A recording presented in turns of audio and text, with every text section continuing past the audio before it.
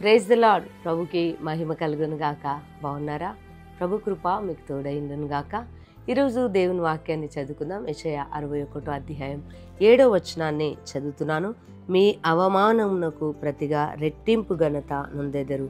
ఆమేన్. హల్లెలూయా. ప్రభువైన దేవుడు ఇదిగో తన బిడ్డలను గూర్చి ఆయన వాగ్దానం చేసి ప్రభువు మాట్లాడుతున్నాడు. అవును, ఈరోజు దేవుని వెంబడిస్తూ ఆయన నమ్ముకొని ఆరాధిస్తూ లోకానికి వేరుగా ఉండి క్రీస్తులో జీవిస్తూ బ్రతుకుతూ ఉన్నప్పుడు కొన్నిసార్లు అవమానపరుస్తూ ఉంటారు, నిందిస్తూ ఉంటారు, హేళన చేస్తూ ఉంటారు, బాధ పెడుతూ ఉంటారు కదండి.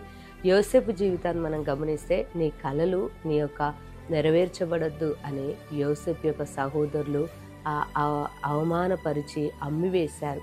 దానియేలు దినమునకు ముమ్మారు ప్రార్థన చేస్తున్నప్పుడు ఆ ప్రార్థన వారు జీర్ణించుకోలేక ఏదో ఒక నింద మోపి మరి ఆ ప్రార్థన ఆపివేయడానికి ప్రయత్నం చేశారు. అవును, ఈరోజు దేవుని వాక్యాన్ని వింటున్న దేవుని బిడ్డ, నీ జీవితంలో నీ కుటుంబంలో కొన్ని అవమానాలు ఎదురవుతున్నాయేమో.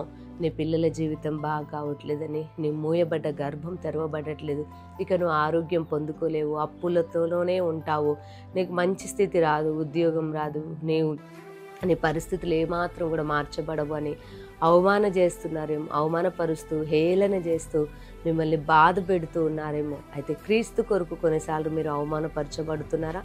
దేవుని బట్టి దేవుని సన్నిధిలో మీరు ఆనందిస్తున్నప్పుడు కొంతమంది మిమ్మల్ని అవమానపరుస్తున్నారేమో. అయినా భయపడొద్దు. ఎందుకో తెలుసా? ప్రభు అంటున్నాడు, మీరు ఏదైతే అవమానమును పొందుతున్నారో అంతకంటే రెట్టింపు ఘనత వారి ఎదుట నేను మీకు అనుగ్రహిస్తానంటున్నాడు. హల్లెలూయా. అవును, దేవుడు యోసేపును హెచ్చించలేదా? దానియేలుని హెచ్చించలేదా? దావీదును హెచ్చించలేదా? అనేక మందిని దేవుడు హెచ్చించాడు. ఈరోజు నీ అవమానాన్ని, నీ యొక్క నిందని దేవుడు కొట్టివేస్తాడు. ఎందుకంటే ఆయన నీ యొక్క నిందను కొట్టివేసి అవమానానికి ప్రతిగా రెట్టింపు ఘనతను ప్రభు అనుగ్రహించబోతున్నాడు. కాబట్టి వాక్యాన్ని మీ ప్రభుని స్తుతించండి. మీకు చిన్న ప్రార్థన చేస్తాను.